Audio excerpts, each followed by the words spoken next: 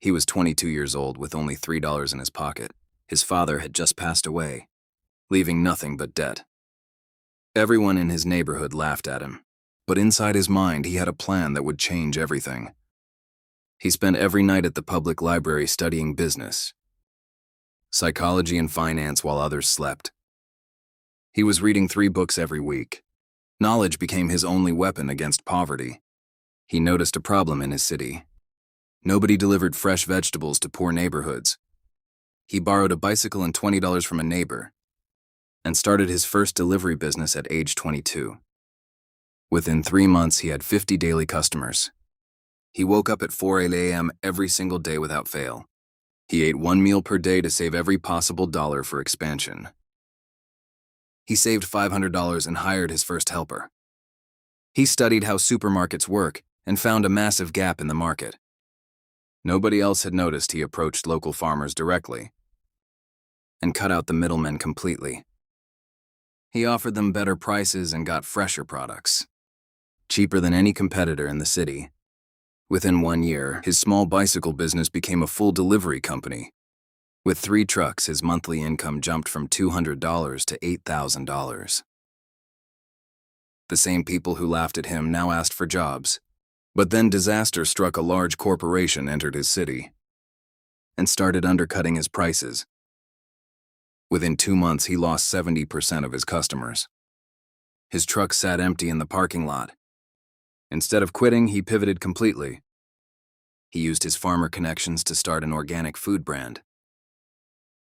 He packaged products beautifully and targeted rich neighborhoods and restaurants. Instead, he walked into the most expensive restaurant in the city.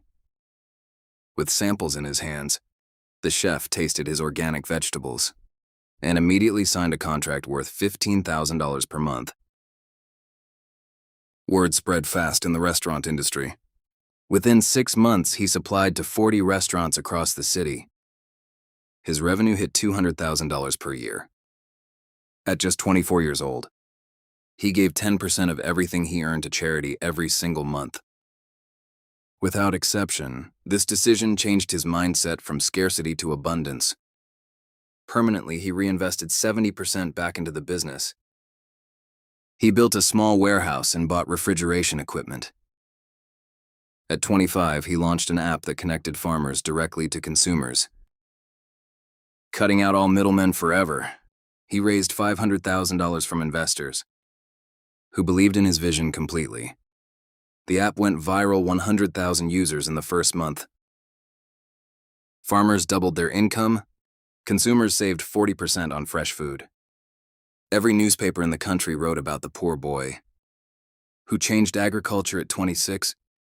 He was worth $5 million. He moved his mother to a beautiful house. He paid off every debt his father left behind, with interest and dignity. But success brought new enemies. A powerful, corrupt politician noticed his growing influence and wanted a cut of the business. He sent government inspectors to shut down the warehouses. On false charges, the trucks were seized. The app was blocked in the entire country. Everything stopped in one single day.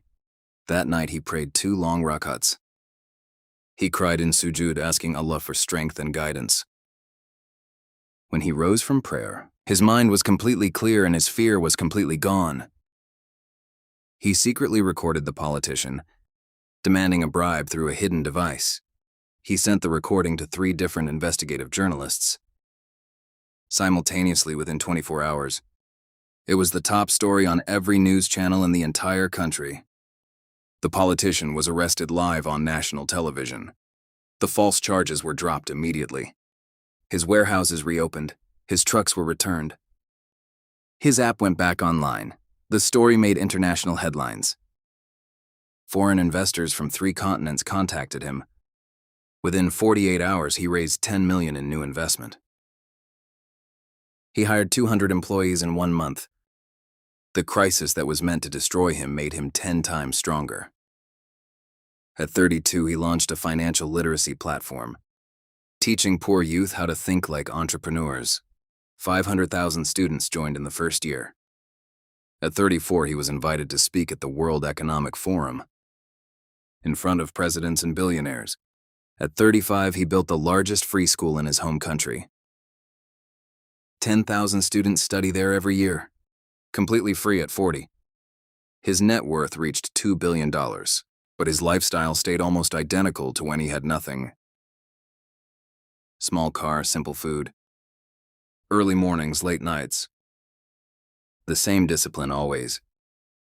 He once said the most dangerous prison in the world has no walls and no guards. It is the prison of believing that your life cannot be different than it is right now. Allah does not change the condition of a people until they change what is within themselves.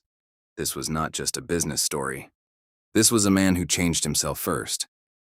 Then everything else followed. If you are watching this with nothing in your pocket, good. You have exactly what was needed to change everything. The only question that remains is whether you are willing to start today, because your story is not over. In fact, based on everything you just watched, it has not even started yet. Please subscribe my channel. Thank you.